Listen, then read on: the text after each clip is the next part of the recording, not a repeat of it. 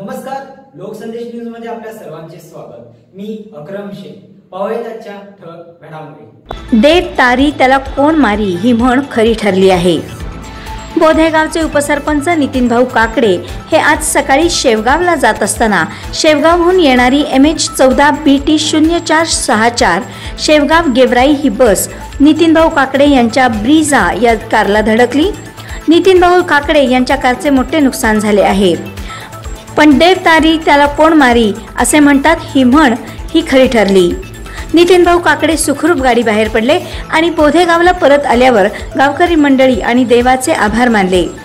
खरे तर सर्वसामान्यांसाठी देव म्हणूनच सदैव पाठीशी असलेले, गोरगरिबांना मदतीचा हात देणारे, जनमानसाच्या हृदयामध्ये स्थान मिळवलेले आणि युवकांसाठी प्रेरणास्थान असलेले आणि बोधेगावच नाही तर परिसरासाठी आधारस्तंभ असणारे माननीय श्री नितीनभाऊ काकडे पाटील आज सकाळी झालेल्या मोठ्या अपघातातून बोधेश्वर बन्नोमा कृपेने आणि गोरगरिबांच्या आशीर्वादाने अगदी सुखरूप आहेत।